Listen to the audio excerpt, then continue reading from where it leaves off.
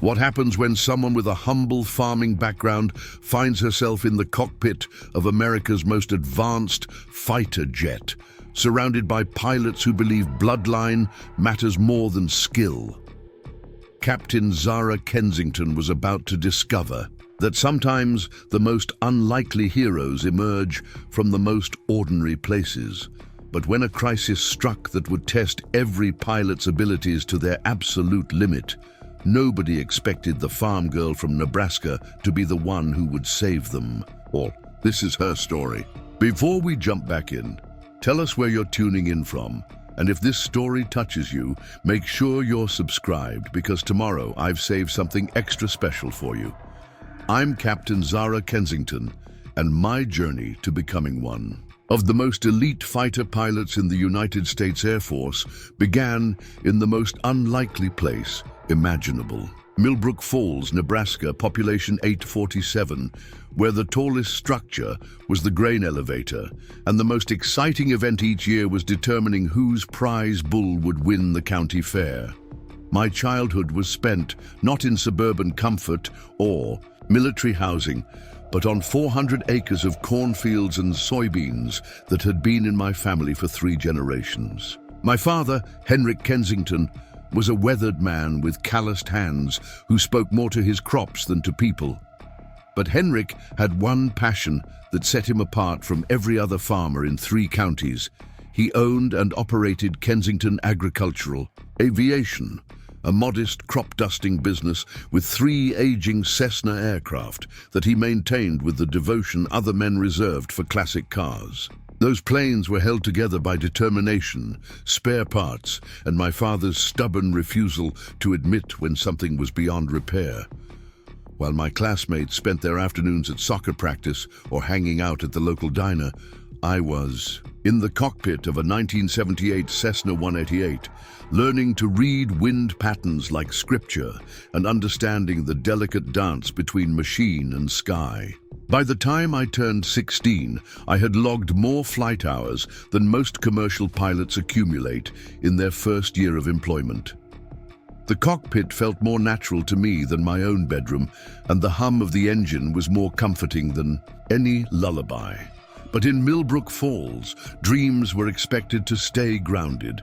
When I mentioned to my high school guidance counselor, Mrs. Patricia Holmberg, that I wanted to pursue a career in military aviation, she actually laughed out loud. "Zara, sweetie, maybe we should focus on something more attainable.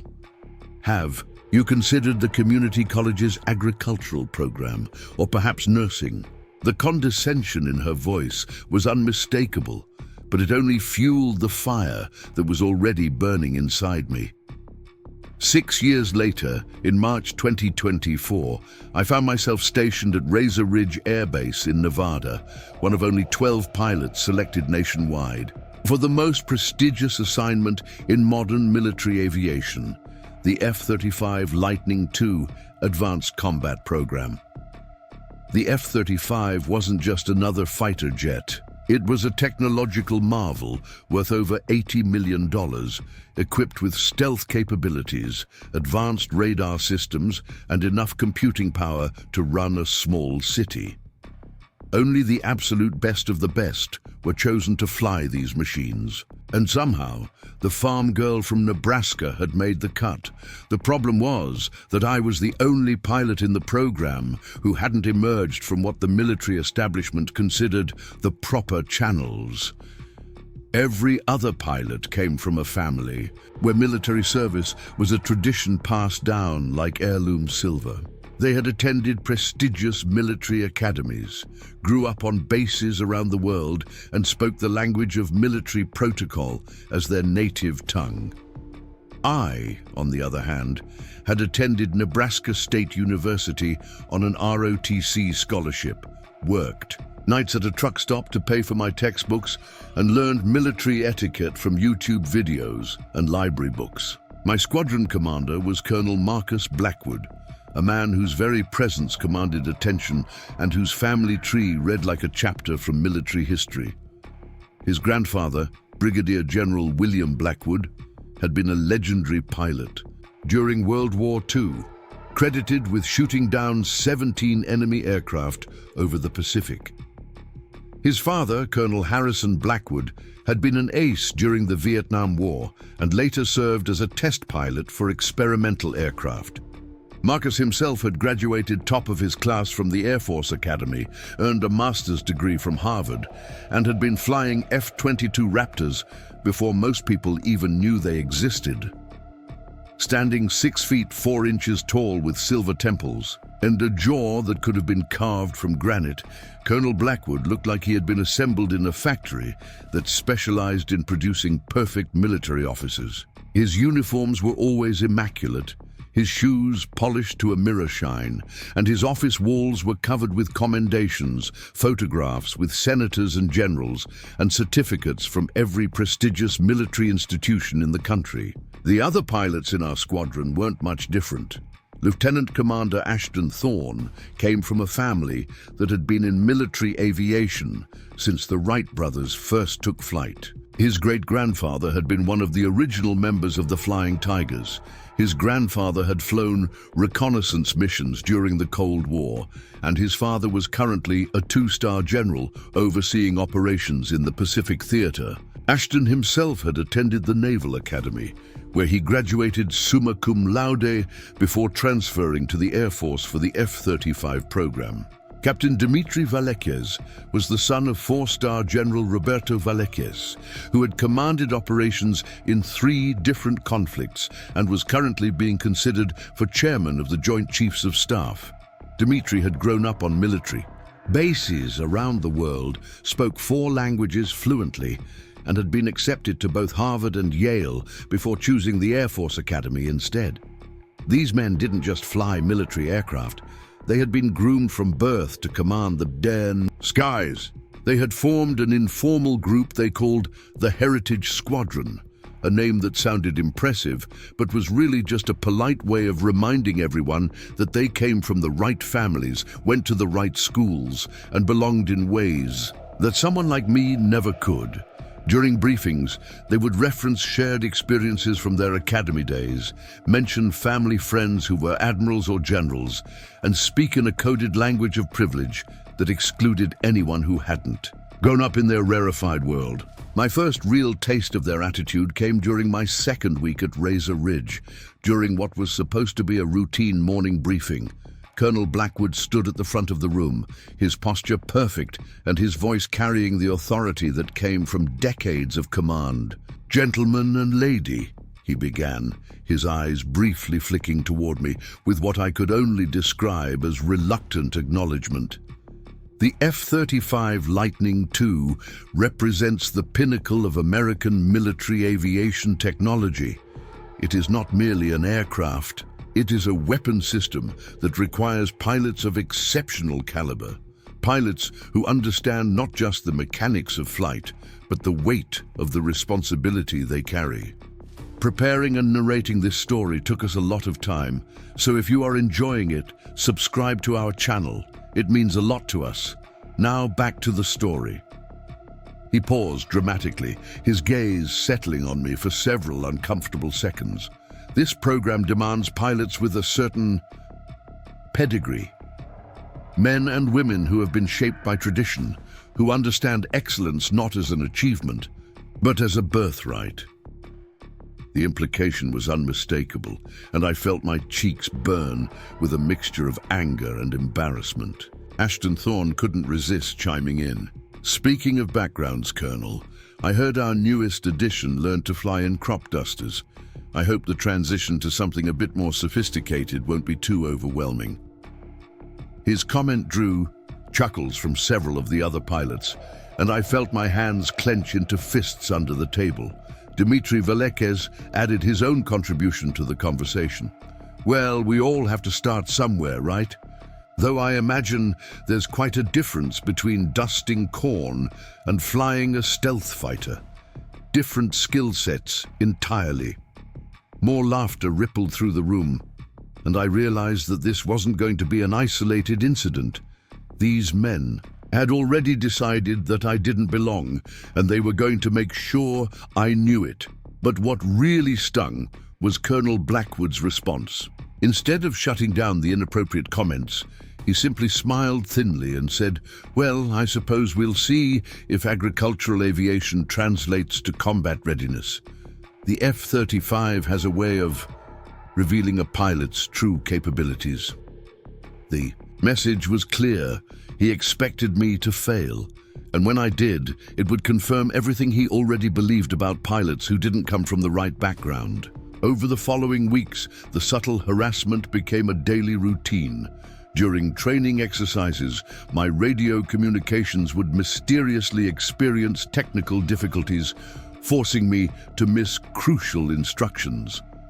My flight schedules would be changed at the last minute without notification, causing me to show up for training sessions that had been moved to different times. Equipment that I had specifically requested for maintenance would somehow end up at the bottom of the priority list, leaving me with suboptimal gear during critical training exercises.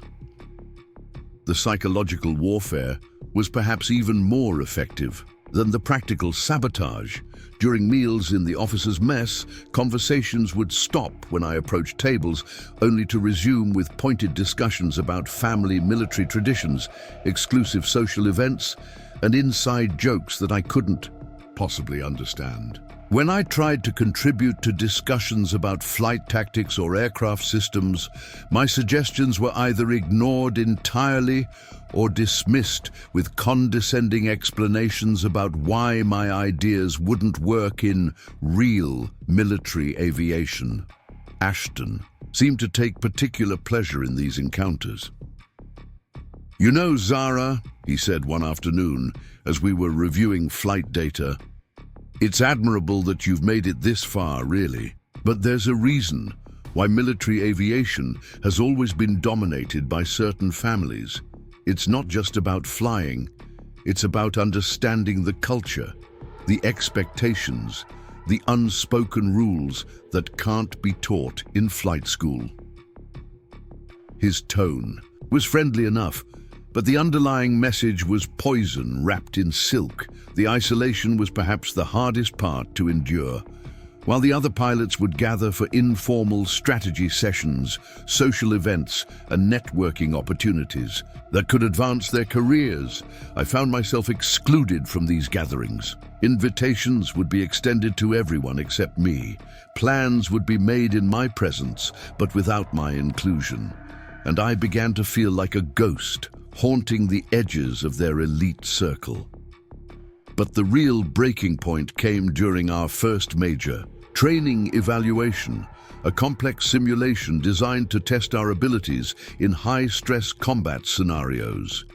The exercise involved multiple aircraft, ground support, and a series of objectives that required precise coordination and split-second decision-making.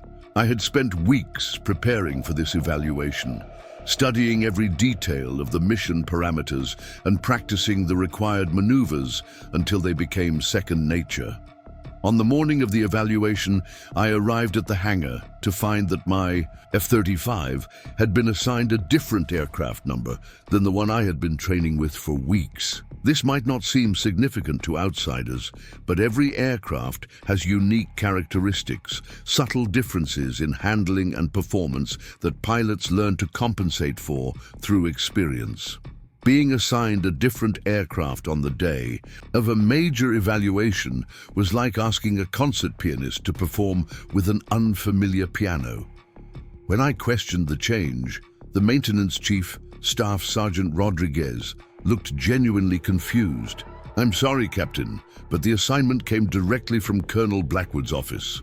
Your regular aircraft supposedly needed some last-minute maintenance." He lowered his voice and added, "Between you and me, there wasn't anything wrong with your bird. I checked it myself yesterday." The evaluation itself was a disaster from the start. The unfamiliar aircraft handled differently than I expected, and several systems that I had memorized were configured in ways that didn't match my training. During the most critical phase of the exercise, when I was supposed to execute a precision strike on a simulated enemy target, my targeting system malfunctioned, displaying error messages that I had never encountered before. I managed to complete the mission, but my performance scores were significantly lower than what I had achieved in practice runs. After the evaluation, Colonel Blackwood called me into his office for what he termed a performance review.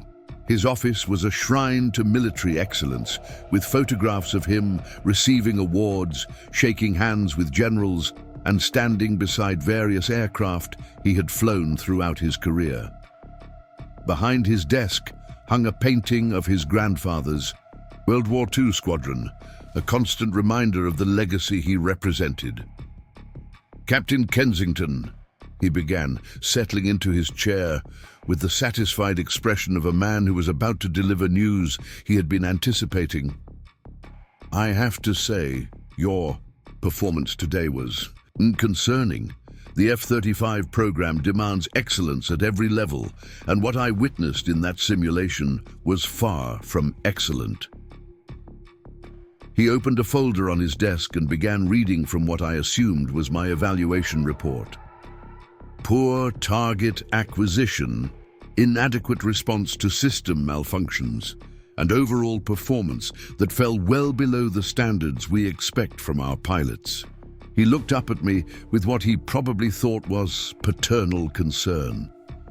"I'm beginning to wonder if the selection committee made an error in your case. Perhaps agricultural aviation doesn't provide the foundation necessary for advanced military operations." I wanted to explain about the aircraft change, about the suspicious system malfunctions, about the pattern of subtle sabotage that had been undermining my training for weeks. But I knew that raising these concerns would only make me sound like I was making excuses, and military culture has little patience for officers who blame their failures on external factors. Instead, I simply nodded and said, "I understand your concerns, sir. I'll work harder to meet the program's standards." His smile was cold and satisfied. "I'm glad you understand, Captain, because frankly, I'm not sure how much longer we can justify keeping you in this program. The F-35 is too important, too expensive, and too critical to our national defense to be flown by pilots who aren't up to the challenge." He closed the folder with a decisive snap. "You have 2 weeks to significantly improve your performance. If you can't demonstrate that you belong here, I'll have no choice but to recommend your removal from the program." That evening, I sat in my small base apartment staring at the wall and wondering if maybe Colonel Blackwood was right. Maybe I was fooling myself thinking that a farm girl from Nebraska could compete with pilots who had been born and bred for this kind of elite military service. Maybe all those years of flying crop dusters had taught me habits that were incompatible with advanced military aviation. Maybe I should accept that some dreams are simply beyond the reach of people like me. But then I remembered something my father had told me when I was 12 years old and struggling to learn how to land his old Cessna in crosswinds.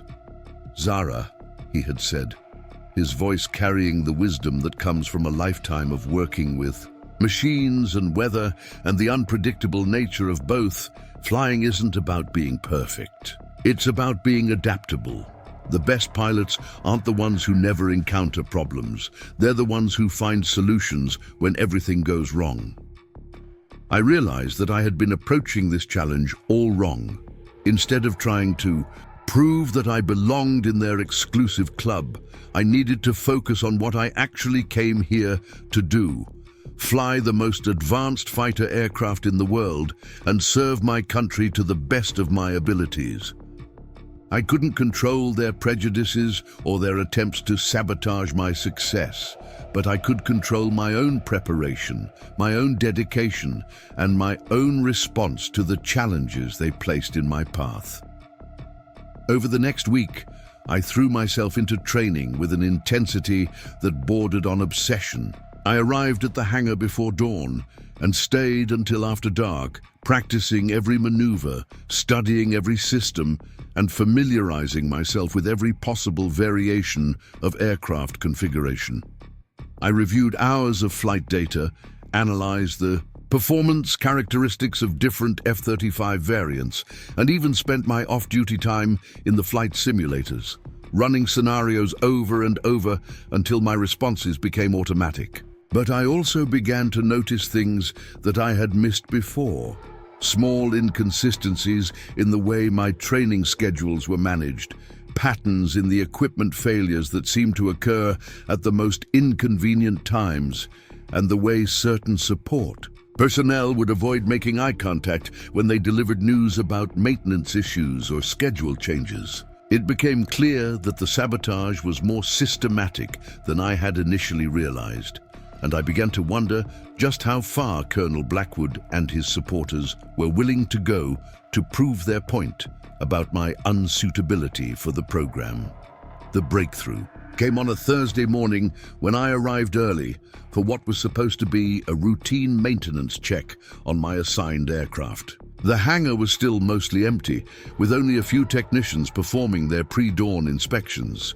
As I approached my F-35, I noticed Staff Sergeant Maria Castellanos, one of the senior avionics technicians working on the aircraft's computer systems, with an expression of deep concentration mixed with what looked like concern. Maria was a veteran technician with 15 years of experience maintaining some of the most sophisticated aircraft in the world. She had worked on everything, from F-22 Raptors to experimental drone prototypes, and her reputation for technical excellence was unquestioned. More importantly, she had always treated me with the same professional respect she showed every other pilot, never once making me feel like I didn't belong in the cockpit of her carefully maintained aircraft. "Morning, Sergeant," I said, approaching quietly so as not to startle her while she was working with delicate electronic components. "Everything okay with the bird?" She looked up from her diagnostic tablet, and I could see something in her expression that hadn't been there before. A mixture of anger and what might have been sympathy. "Captain Kensington," she said, her voice carefully neutral but with an undercurrent of tension, "I need to ask you something, and I hope you'll give me an honest answer. Have you been experiencing any unusual system malfunctions during your training flights?" The question caught me off guard, partly because it was so direct and partly because it suggested that she had noticed the same patterns that had been troubling me. "What kind of malfunctions are you referring to, Sergeant?"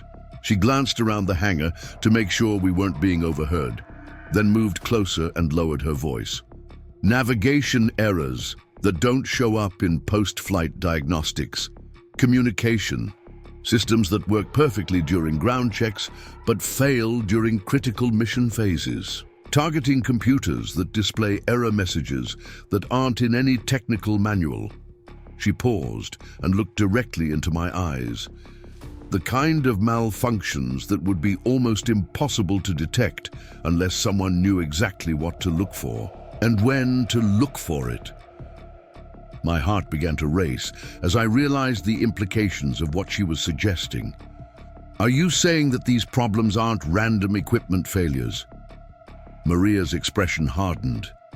"Captain, I've been maintaining military aircraft for 15 years, and I've never seen equipment behave the way your systems have been behaving. These aren't normal malfunctions. They're too specific, too well-timed, and too consistently reversible." She showed me her diagnostic tablet, pointing to lines of code that meant nothing to me, but clearly told her a very different story. "Someone has been installing temporary software patches that cause specific systems to malfunction under certain conditions. The patches are designed to activate only during training exercises or evaluations, and they automatically delete themselves after a predetermined period, leaving no trace in the standard diagnostic logs." She scrolled through several screens of data, highlighting anomalies that formed a clear pattern of deliberate sabotage. The revelation hit me like a physical blow. For weeks, I had been questioning my own abilities, wondering if I was simply not cut out for the demands of flying the world's most advanced fighter aircraft. I had pushed myself to the point of exhaustion, trying to compensate for what I thought were my own inadequacies, never realizing that my failures were being engineered by someone with access to the aircraft's most sensitive systems. "Do you know who's responsible?" I asked, though I suspected I already knew the answer.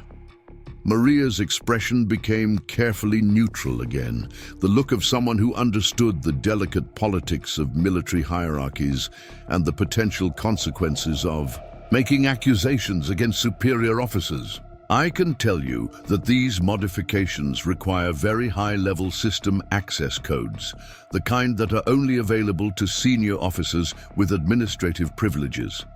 I can also tell you that whoever is doing this knows enough about avionics, systems to make the sabotage virtually undetectable through normal channels."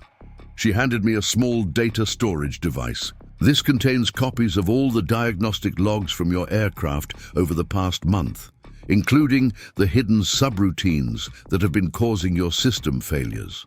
I've also documented the specific access codes that were used to install each patch, along with timestamps that show exactly when the modifications were made." Her voice dropped to barely above a whisper. "Be very careful with this information, Captain. If the wrong person finds out that you have it, things could get much worse for both of us." Armed with Maria's evidence, I began to see the situation at Razor Ridge Air Base in an entirely different light. The systematic harassment, the equipment failures, and the constant undermining of my training weren't just the result of personal prejudice. They were part of a coordinated campaign designed to force me out of the program. But understanding the scope of the conspiracy also made me realize how dangerous my position had become. If Colonel Blackwood and his allies were willing to sabotage military aircraft to achieve their goals, there was no telling how far they might go to protect themselves if they discovered that their scheme had been exposed. Over the next several days, I began conducting my own investigation, carefully documenting every incident of sabotage or harassment while being extremely cautious not to alert anyone to what I was doing.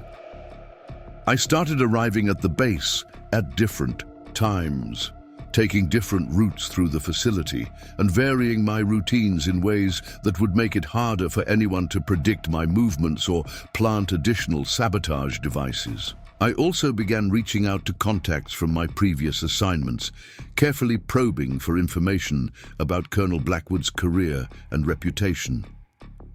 What I discovered was both illuminating and deeply disturbing. Through a friend who worked in personnel records, I learned that Blackwood had been transferred to Razor Ridge after what was diplomatically described as leadership challenges at his previous assignment at Whitmore Air Force Base in Colorado. The official records were carefully sanitized, but unofficial conversations with pilots who had served under Blackwood painted a picture of an officer whose obsession with military pedigree and elite traditions had created serious morale problems within his command.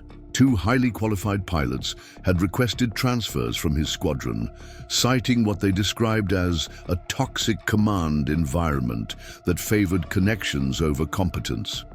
Even more troubling was what I learned about the F-35 program's recent history. Through careful questioning of some of the more experienced technicians, I discovered that I wasn't the first pilot to experience suspicious equipment failures. 2 other pilots with non-traditional backgrounds had been removed from the program over the past 18 months, both after experiencing the same kinds of systematic malfunctions that had been plaguing my training. One of those pilots was Captain Lisa Chen, whose parents had immigrated from Taiwan when she was 5 years old.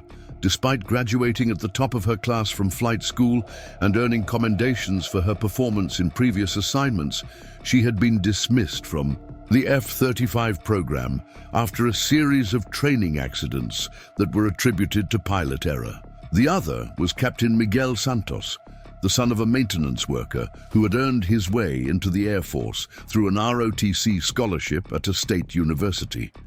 Like Lisa, he had been removed from the program after equipment failures that were officially blamed on his inadequate preparation. The pattern was unmistakable, and it painted a picture of systematic discrimination that went far beyond simple personal prejudice. Colonel Blackwood wasn't just targeting me because of my farming background. He was actively working to ensure that the F-35 program remained the exclusive domain of pilots from what he considered the proper social and military elite. But understanding the conspiracy also gave me a strategic advantage. If I could document the pattern of discrimination and gather enough evidence to prove that equipment sabotage was being used to eliminate qualified pilots, I would have grounds for filing formal complaints that could expose the entire scheme. The challenge was gathering that evidence without alerting Blackwood to what I was doing, while also continuing to perform well enough to avoid giving him legitimate reasons to remove me from the program. My opportunity came during the program's monthly cross-training exercise with pilots from other bases.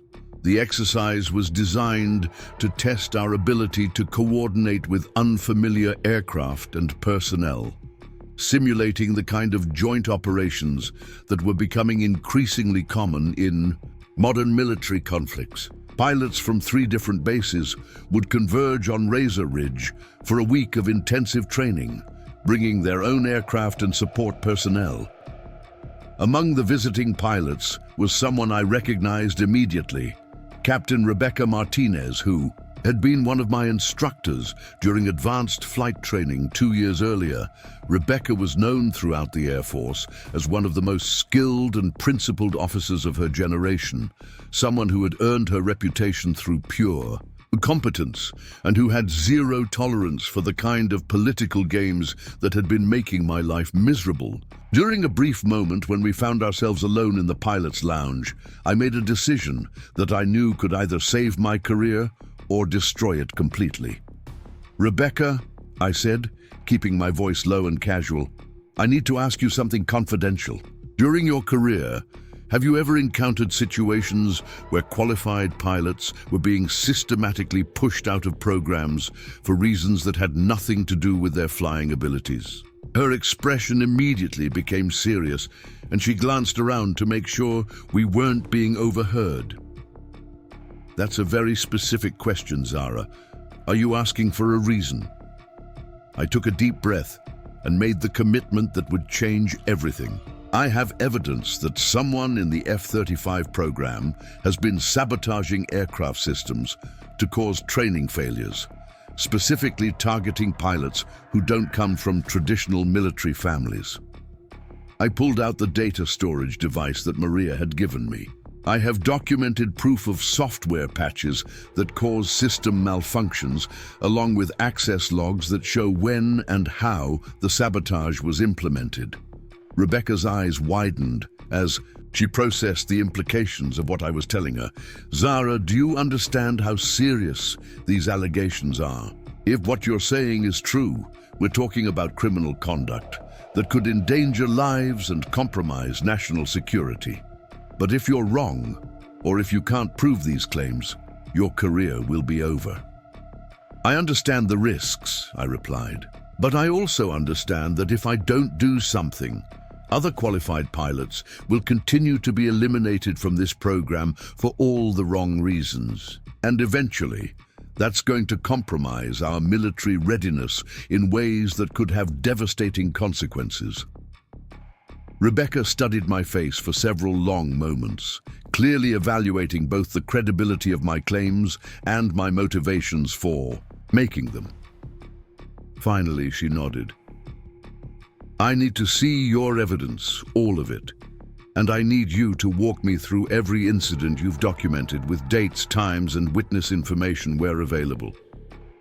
She paused and added, "I should also tell you that I know someone in the Inspector General's office who specializes in investigating exactly these kinds of allegations. If your evidence is as solid as you believe it is, we may be able to take this to the highest levels of command."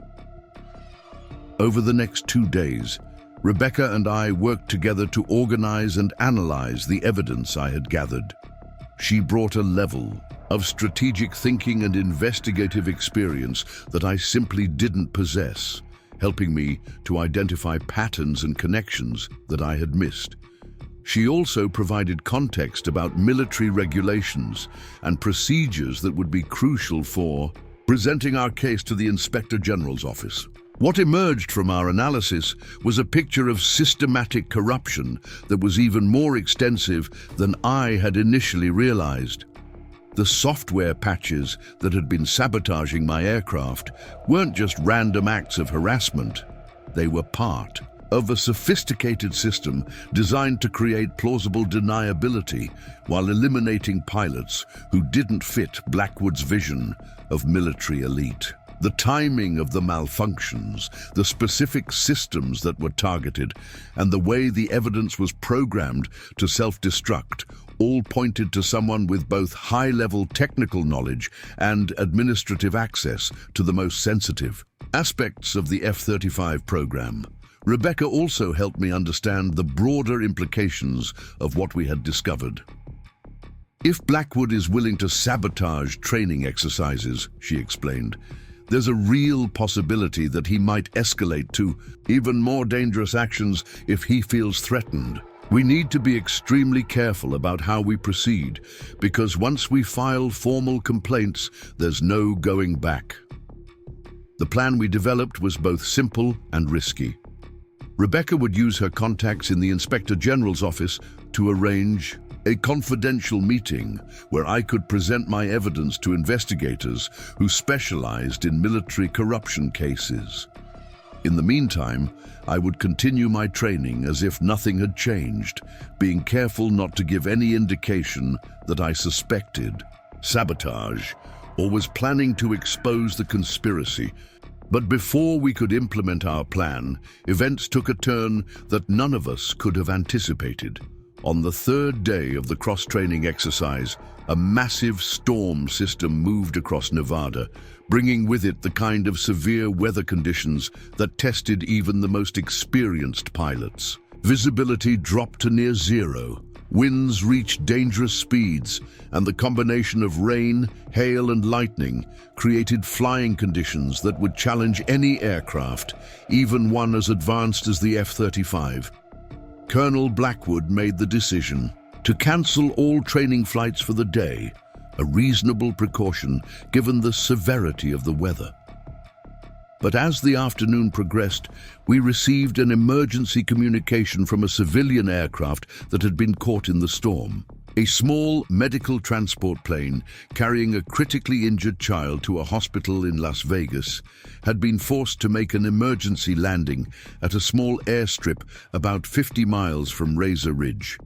But the pilot had suffered a heart attack during the landing and was unconscious. The child needed immediate medical attention that wasn't available at the remote airstrip, but the storm had grounded all civilian aircraft and made ground transportation impossible due to flooding on the main highways.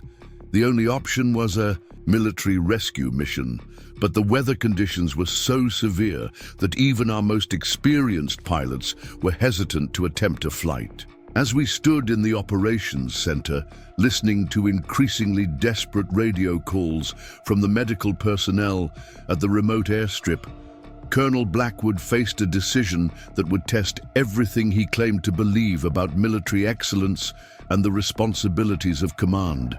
The mission would require a pilot to fly an F-35 through weather conditions that were at the absolute limits of what the aircraft could handle, navigate to a remote location using instruments alone, and land on a short, primitive airstrip in zero visibility conditions. This is exactly the kind of mission that separates real pilots from pretenders, Blackwood announced to the assembled group.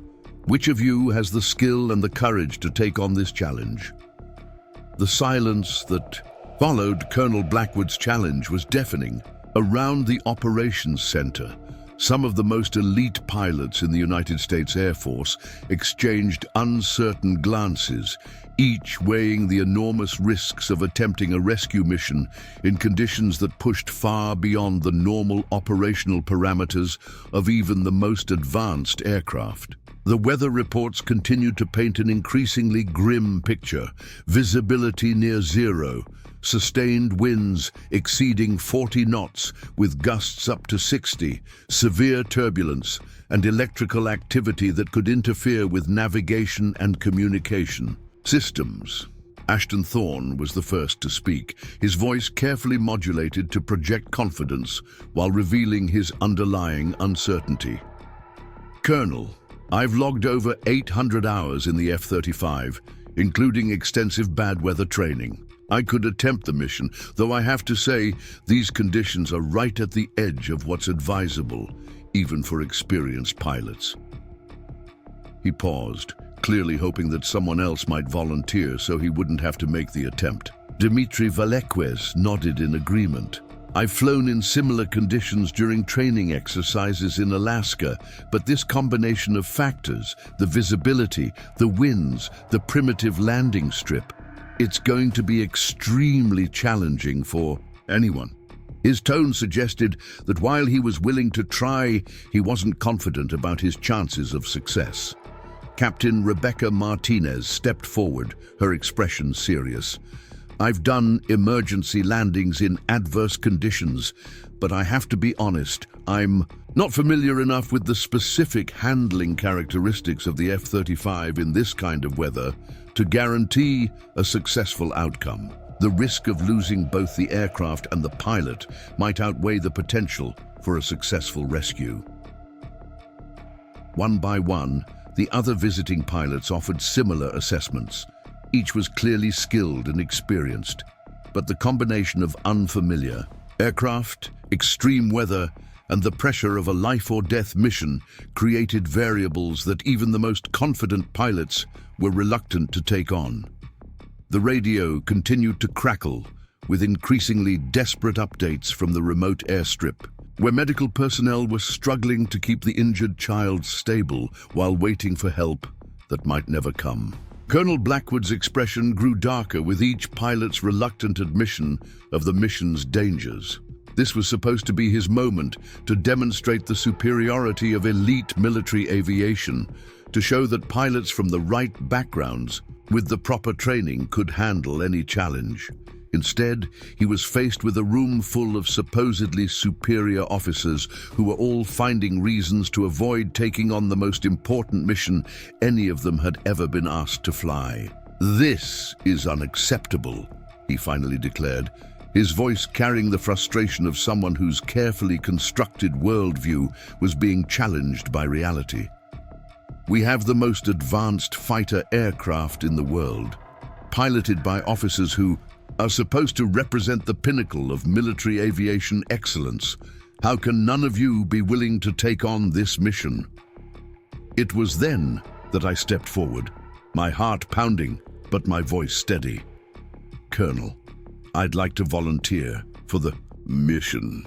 The words seemed to hang in the air like a physical presence, and I could feel every pair of eyes in the room turning toward me with expressions ranging from surprise to outright disbelief. Blackwood's face went through a series of expressions. First, shock, then anger, and finally something that looked almost like panic. "Captain Kensington, you have the least experience of anyone in this room with the F-35. This mission requires the most skilled pilot available, not someone who's still struggling with basic training requirements."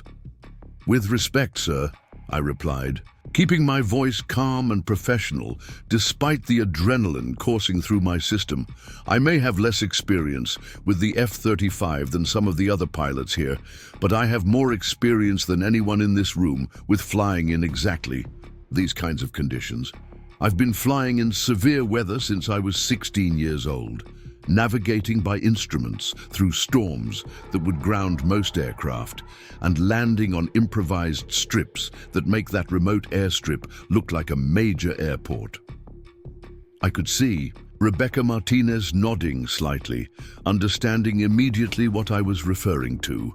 Growing up flying crop dusters in Nebraska had given me experience with exactly the kind of challenging, low-visibility flying that this mission would require. While the other pilots had learned to fly in controlled environments with perfect weather and optimal conditions, I had learned to fly in situations where the weather was always a factor and perfect conditions were a luxury that rarely existed. "Colonel," I continued, "every pilot in this room learned to fly in controlled training environments designed to minimize risk and optimize performance. I learned to fly in conditions where risk was constant and adaptation was survival. I've landed aircraft on grass strips in crosswinds that would terrify most pilots, navigated through storms using nothing but basic instruments and dead reckoning, and dealt with emergency situations where there was no backup plan and no second chances." Ashton Thorne couldn't resist interjecting. "Flying crop dusters is hardly comparable to operating a sophisticated military aircraft in combat conditions. The F-35 requires precision and technical expertise that can't be improvised."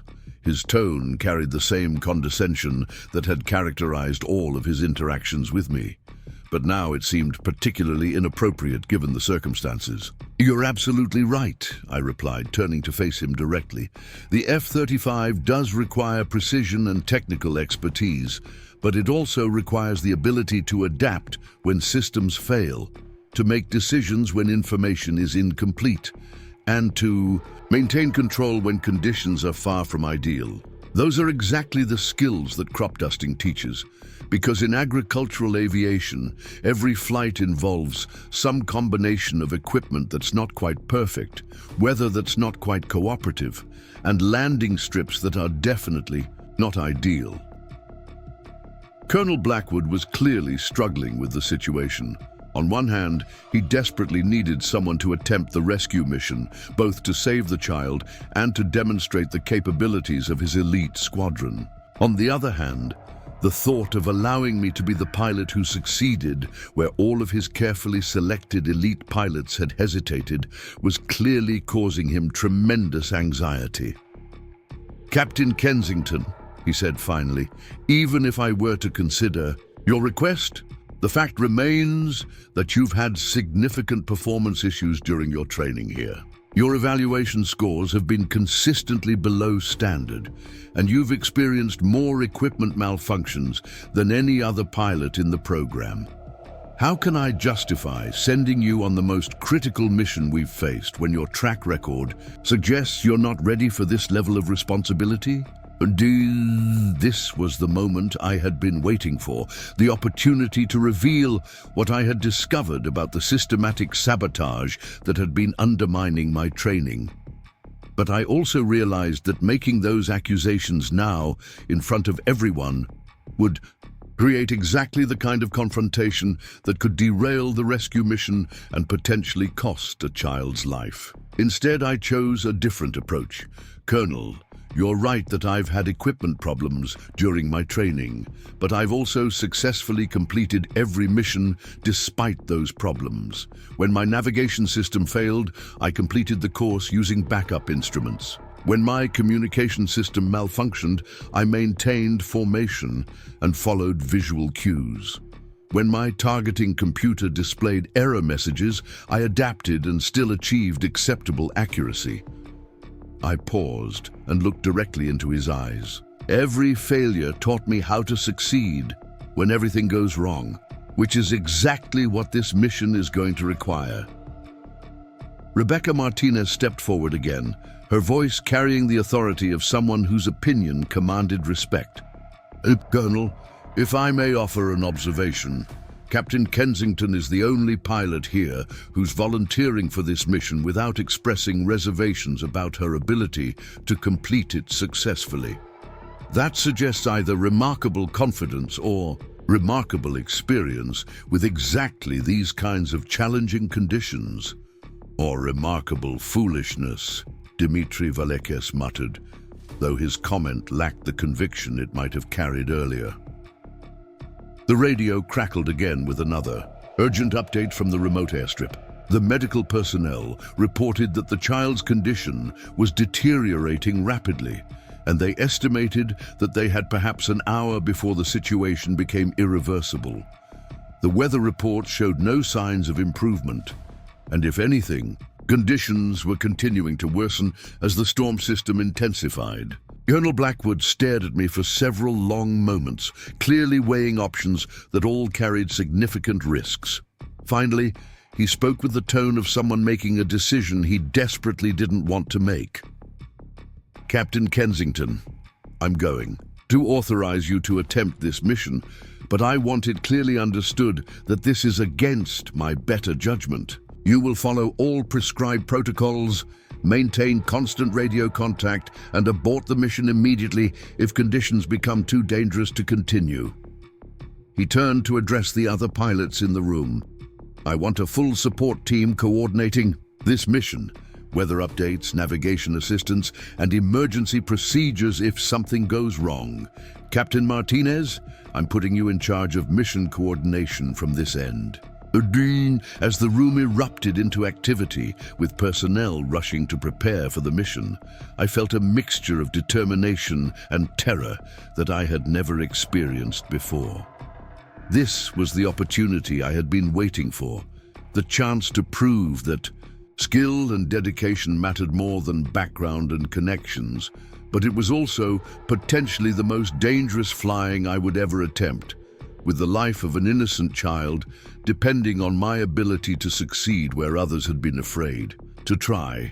The preparation process moved with military efficiency, but every minute felt precious given the urgency of the situation. Flight technicians rushed to perform final systems checks on my assigned F-35, while meteorologists provided detailed briefings on current and projected weather conditions. Navigation specialists plotted the most direct route to the remote airstrip, taking into account the storm system's movement and the areas of most severe turbulence. As I suited up in my flight gear, Maria Castellanos approached me with her diagnostic tablet. "Captain, I've run every system check possible, and your aircraft is operating perfectly. All the issues you've been experiencing during training, they're not going to be a factor today." Her voice carried a weight of meaning that went far beyond the technical specifications she was ostensibly discussing. "I understand, Sergeant," I replied, making sure she knew that I got the message. "I'm confident that my aircraft will perform exactly as designed." The walk to the aircraft felt surreal, with the sound of wind and rain creating a constant backdrop that reminded everyone of the conditions I would soon be flying into. The F-35 Lightning II sat in the hangar like a technological marvel from a science fiction movie, its sleek lines and advanced systems representing the pinnacle of human engineering achievement. In a few minutes, I would be taking this $100 million aircraft into conditions that would test both machine and pilot to their absolute limits. As I completed my pre-flight inspection, Colonel Blackwood approached for what I assumed would be final mission instructions. His expression was complicated, mixing obvious reluctance with what might have been grudging respect for my willingness to attempt the mission. "Captain Kensington," he began, "I want you to understand that I still have serious doubts about your readiness for this kind of responsibility. However, I also recognize that you're the only pilot here who's volunteering to take on this mission without expressing reservations." He paused, clearly struggling with words that didn't come naturally to him. "Fly safely, complete the mission if possible, but don't take unnecessary risks. A dead pilot can't save anyone." "Understood, sir," I replied, strapping myself into the cockpit and beginning the startup sequence. The familiar hum of the F-35 systems coming online was reassuring, like hearing the voice of a trusted friend in a moment of uncertainty. The takeoff was unlike anything I had ever experienced. The moment the aircraft left the ground, it was immediately caught by winds that tossed it around like a toy, Rain hammered against the canopy with such intensity that visibility was reduced to mere feet, and the aircraft shuddered and bucked as it encountered massive turbulence that seemed to come from every direction at once. But instead of feeling overwhelmed by the conditions, I found myself settling into a rhythm that felt oddly familiar. This was exactly the kind of flying I had grown up with.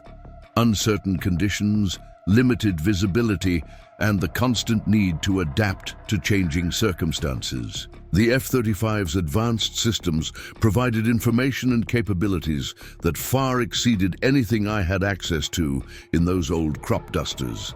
But the fundamental skills required were exactly the same. Razor Ridge Control, this is Lightning 6-7, airborne and proceeding to target coordinates, I reported through the radio, having to raise my voice to be heard over the storm's interference. Roger, Lightning 6-7, we have you on radar.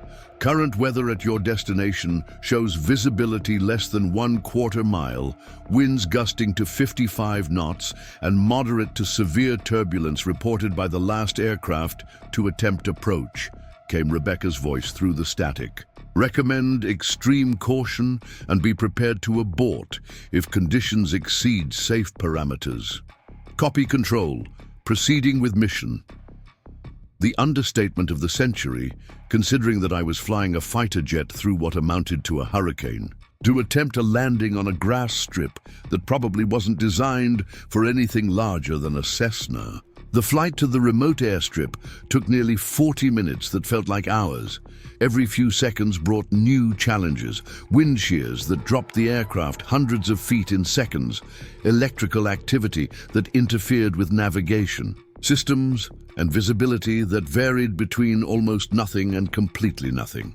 The F-35's advanced flight systems were working overtime to maintain stability and provide navigation information, but ultimately, success would depend on old-fashioned flying skills and the ability to make split-second decisions based on incomplete information.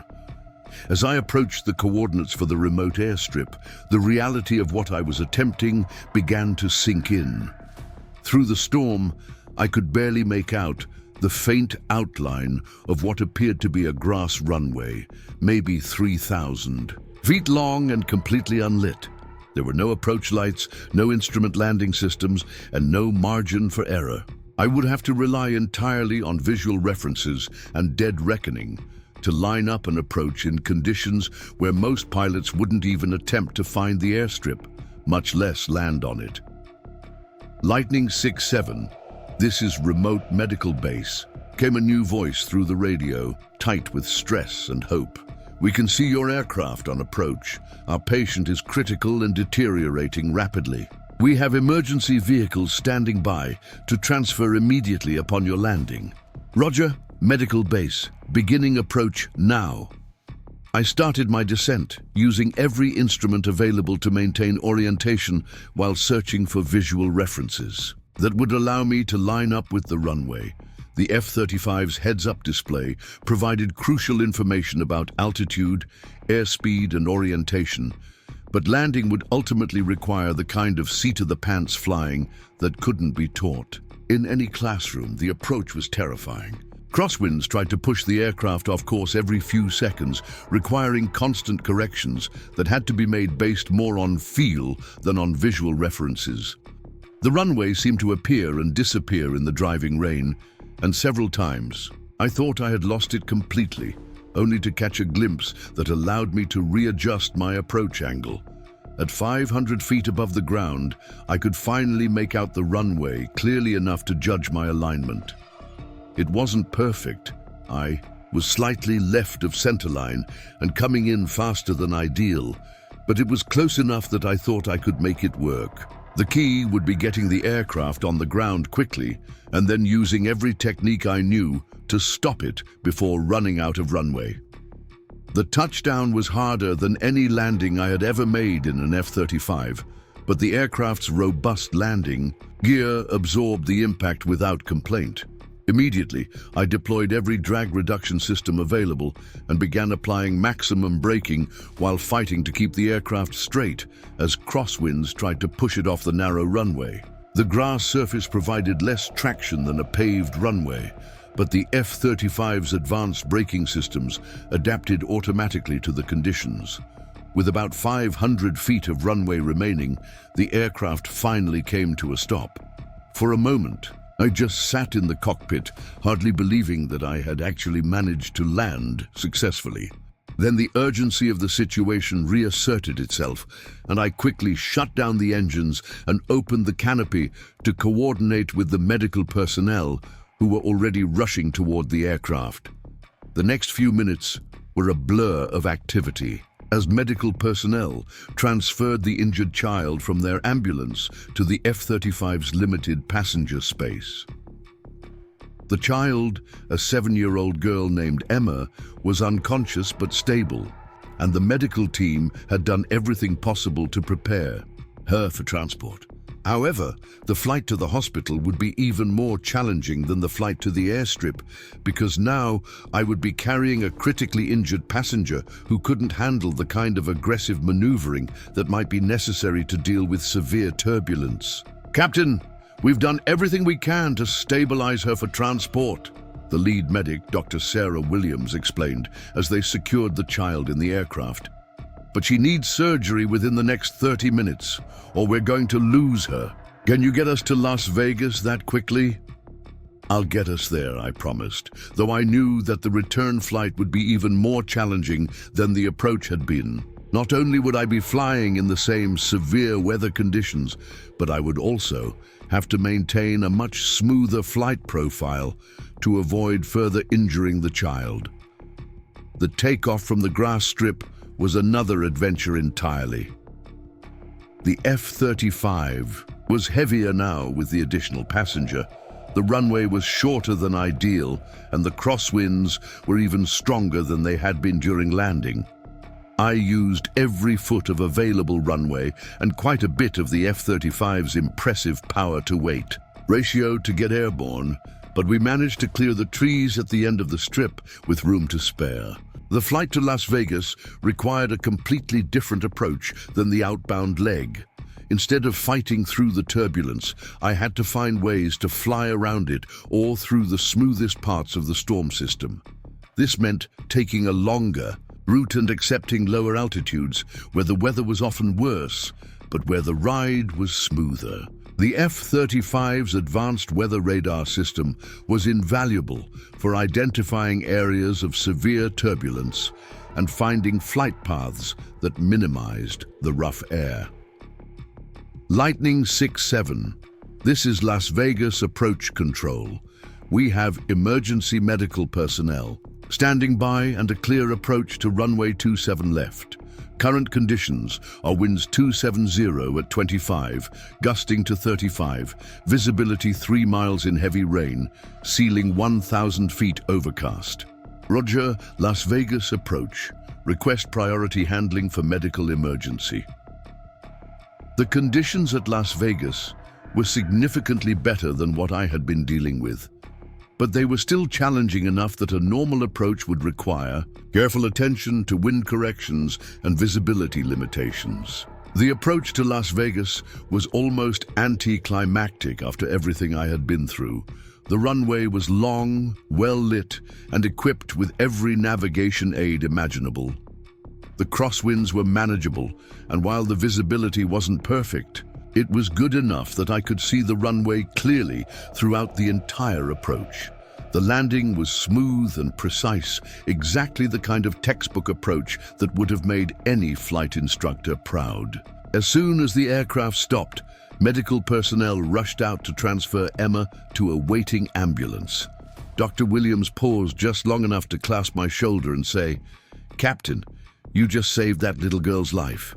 I've been doing emergency medicine for 15 years, and I've never seen flying like that." The flight back to Razor Ridge was almost peaceful compared to everything that had come before. The storm was finally beginning to weaken, visibility was improving, and I was flying an aircraft that I now trusted completely. More importantly, I was returning with the knowledge that I had just completed one of the most challenging missions any pilot could face, and I had done it successfully. As I approached Razor Ridge for landing, I could see emergency vehicles and personnel lined up along the runway, not because anything was wrong, but because word had spread about the mission and people wanted to witness the return. The landing was smooth and routine, the kind of approach that demonstrated complete control and confidence. As I taxied toward the hangar, I could see Colonel Blackwood standing with a group of officers, his expression unreadable. Other pilots and support personnel had gathered as well, and I could sense that something significant was about to happen. The mission had been about more than just rescuing one child. It had been a test of everything that the F-35 program claimed to represent. After shutting down the aircraft and completing my post-flight procedures, I climbed out of the cockpit to find myself facing a crowd of people who were looking at me with expressions I had never seen before. Instead of the skepticism and condescension that had characterized most of my interactions at Razor Ridge, I saw something that looked like respect, admiration, and perhaps even awe. Colonel Blackwood approached me, his face showing a complex mixture of emotions. "Captain Kensington," he began, his voice carrying a formality that seemed to mask deeper feelings. "I have just received word from the hospital in Las Vegas. The child you transported underwent successful emergency surgery and is expected to make a full recovery. The doctor said that without your mission, she wouldn't have survived." He paused, clearly struggling with words that didn't come easily to someone who had built his career on the assumption that elite background was the most important qualification for military aviation. "I also want to acknowledge that you just completed one of the most challenging flying missions I've ever witnessed. The weather conditions, the primitive landing strip, the pressure of a life or death situation, everything about this mission was at the absolute limits of what's possible, and you handled it with a level of skill and composure that was truly exceptional." What happened next was something I never could have anticipated. One by one, the other pilots began approaching me to offer their congratulations and acknowledgement of what I had accomplished. Ashton Thorne, who had spent weeks making condescending comments about my background, extended his hand and said, "Zara, I owe you an apology. What you did today, none of us could have pulled that off. You didn't just save that kid's life, you showed all of us what real flying looks like." Dmitry Velekes was equally gracious. "Captain, I've been flying military aircraft for 8 years, and I've never seen anything like what you just did. The way you handled those conditions, the precision of your approaches, the decision-making under pressure, that was world-class piloting." Even more surprising was the reaction from the support personnel and technicians who had witnessed the mission. Maria Castellanos approached with tears in her eyes. "Captain, what you did today, that's why I became an aircraft technician. To support missions like this, to help pilots like you save lives and serve our country. You've reminded all of us why this work matters." But the most significant moment came when Rebecca Martinez pulled me aside for a private conversation. "Zara," she said quietly, "I've been thinking about our discussion regarding your training difficulties and the evidence you've gathered. After what happened today, I think it's time to take that information to the Inspector General's office. You've just demonstrated beyond any possible doubt that you're one of the most capable pilots in this program, which makes the systematic problems you've been experiencing even more suspicious." She was right, of course. My successful completion of the rescue mission had effectively disproved every criticism that had been leveled against my flying abilities. The same pilot who had supposedly been struggling with basic training requirements had just completed a mission that none of the supposedly superior pilots had been willing to attempt. This created a logical contradiction that would be impossible for Colonel Blackwood to explain away.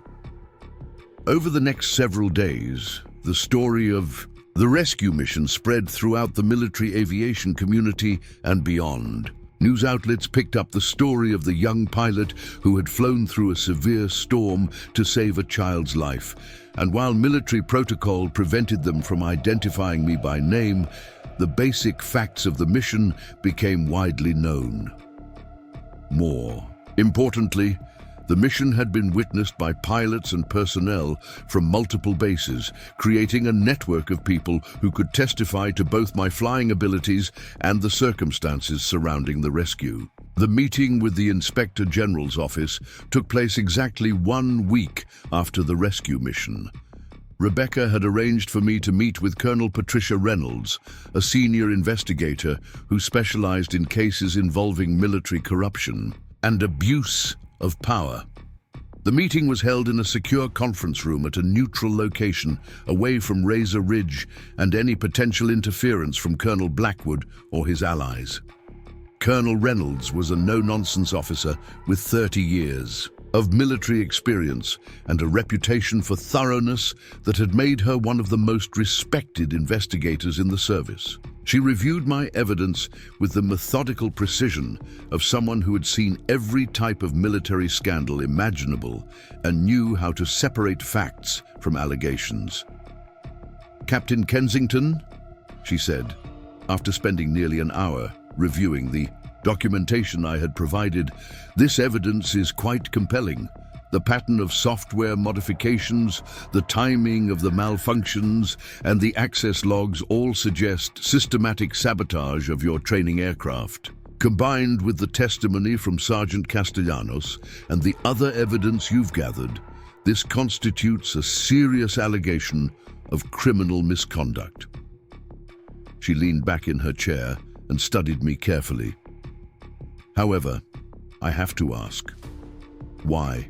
Should I believe that a pilot who was supposedly having performance problems would suddenly be capable of completing one of the most challenging rescue missions in recent memory?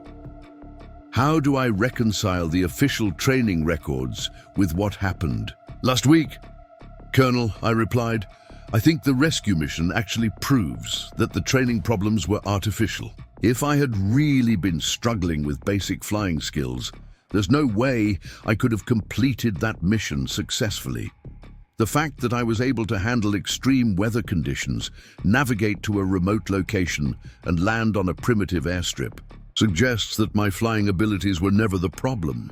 Rebecca Martinez, who had been invited to participate in the meeting as a witness, added her perspective. "Colonel Reynolds, I've known Captain Kensington for several years, and I can attest to her flying abilities based on her previous training and performance.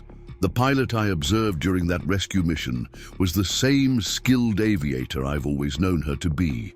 The performance problems she experienced at Razor Ridge were completely inconsistent with her demonstrated capabilities." Colonel Reynolds nodded thoughtfully. "I'm going to initiate a formal investigation into these allegations. This will involve interviews with all relevant personnel, a complete forensic analysis of the aircraft systems, and a review of all training, records, and performance evaluations." She looked directly at me. "I want you to understand that this process may take several months, and there's a possibility that Colonel Blackwood and his supporters will retaliate once they learn about the investigation. Are you prepared for that possibility?" "Yes, ma'am," I replied without hesitation. "What they've been doing is wrong, and it's going to continue affecting other pilots if someone doesn't put a stop to it." The investigation that followed was indeed thorough, and as Colonel Reynolds had predicted, it prompted immediate retaliation from Colonel Blackwood. Within days of the investigation becoming known, I found myself facing a series of administrative actions designed to discredit both me and my allegations. I was written up for minor uniform infractions that had been ignored for months. My flight schedule was changed to include the most difficult and demanding training exercises, and I began receiving performance evaluations that were clearly designed to create a paper trail supporting my removal from the program. But the rescue mission had changed the dynamics at Razor Ridge in ways that Colonel Blackwood hadn't anticipated. Other pilots, including some who had previously been part of his inner circle, began to question the fairness of the treatment I had been receiving. Support personnel who had witnessed the systematic sabotage began coming forward with information that corroborated my allegations. Even some of the visiting pilots from other bases offered to provide testimony about what they had observed during the cross-training exercise. The most significant development came when Maria Castellanos formally reported the software modifications she had discovered, providing the Inspector General's investigators with technical evidence that was impossible to dispute. Her testimony, combined with the forensic analysis of the aircraft systems, revealed a pattern of sabotage that was both sophisticated and deliberate. 3 weeks into the investigation, Colonel Reynolds requested another meeting to provide an update on their findings. "Captain Kensington," she began, "our investigation has uncovered evidence of systematic misconduct that goes far beyond what you initially reported. We've identified not just the software modifications to your aircraft, but also evidence of similar sabotage affecting other pilots, manipulation of training schedules and equipment assignments, and inappropriate use of administrative procedures to create false performance records." She handed me a thick folder containing preliminary findings from the investigation. "We've also discovered that this isn't the first time Colonel Blackwood has been involved in these kinds of activities. Our investigation has revealed similar patterns of behavior at his previous assignments, though the evidence was never sufficient to support formal charges. The final phase of the investigation involved a formal hearing where all the evidence would be presented to a panel of senior officers who would determine what actions should be taken. The hearing was held at Air Force Headquarters in Washington, D.C., and included testimony from dozens of witnesses, technical experts, and character witnesses who could speak to the broader pattern of discrimination and misconduct.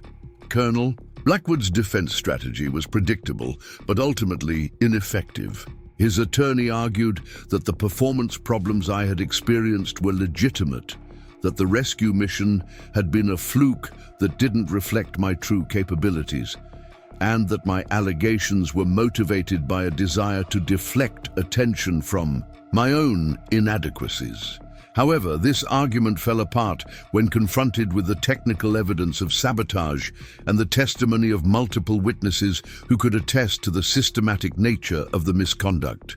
The most dramatic moment of the hearing came when Ashton Thorne took the stand as a witness for the prosecution. His testimony was particularly damaging because he had been one of Blackwood's most vocal supporters and had participated in many of the activities that were now under investigation. "I want to state clearly that I deeply regret my participation in the treatment Captain Kensington received," he testified, his voice carrying genuine remorse. "Colonel Blackwood convinced many of us that she didn't belong in the program because of her background, and we allowed that prejudice to influence our behavior toward her. But after witnessing her performance during the rescue mission, I realized that we had been completely wrong about her capabilities, and that the problems she was experiencing were not the result of any deficiency on her part." The panel's verdict was swift and decisive. Colonel Blackwood was found guilty of multiple charges, including abuse of power, conduct unbecoming an officer, and endangering military personnel through deliberate sabotage of aircraft systems. He was sentenced to reduction in rank, forfeiture of pay and benefits, and dismissal from the service. Several other officers who had participated in the conspiracy received lesser punishments, including reprimands and transfers to other assignments. More importantly for the future of the F-35 program, the investigation led to significant reforms in how pilots were selected, trained, and evaluated. New protocols were established to prevent discrimination based on background or social connections, and additional oversight was implemented to ensure that all pilots received fair and equal treatment throughout their training. The most satisfying outcome for me personally came 6 months after the hearing, when I was not only reinstated to the F-35 program, but was also selected to serve as a training instructor for new pilots entering the program. My experience with both the technical aspects of flying the F-35 and the challenges of overcoming adversity made me uniquely qualified to help other pilots navigate the demands of elite military aviation. The rescue mission had become something of a legend within the military aviation community, and I found myself frequently asked to speak at training programs and professional development events about the lessons learned from that experience. The story became a powerful example of how true competence and dedication could overcome prejudice and systematic discrimination. But it also served as a cautionary tale about the dangers of allowing elitism and personal bias to influence military decision-making. Perhaps most importantly, the changes that resulted from the investigation helped ensure that future generations of pilots would be evaluated based on their abilities rather than their backgrounds. The F-35 program became more diverse and more effective as a result, attracting talented pilots from all segments of society and creating a culture that valued performance over pedigree. Colonel Blackwood's career ended in disgrace, but the real victory was the transformation of a program that had been corrupted by prejudice into one that truly represented the best of American military aviation. The farm girl from Nebraska had not only proven that she belonged among the elite pilots of the F-35 program, she had helped ensure that other pilots with non-traditional backgrounds would have the same opportunities to serve their country and demonstrate their capabilities. Years later, when I was promoted to squadron commander myself, I made sure that my office included a photograph from that stormy night when everything changed. Not of the rescue mission itself, but of the medical team at Las Vegas Hospital, with little Emma recovering from her surgery, surrounded by the doctors and nurses who had saved her life. It served as a constant reminder that military aviation at its best is about service to others and the willingness to take on impossible challenges when lives are at stake. The rescue mission had lasted only a few hours, but its impact would be felt for decades to come. It proved that the most important qualifications for military aviation aren't family connections or elite educational backgrounds, but rather skill, courage, and the determination to succeed when failure is not an option. Sometimes, the most unlikely heroes emerge from the most ordinary places, and sometimes a farm girl from Nebraska is exactly what the situation requires. Up next, you've got 2 more standout stories right on your screen. If this one hit the mark, you won't want to pass these up. Just click and check them out.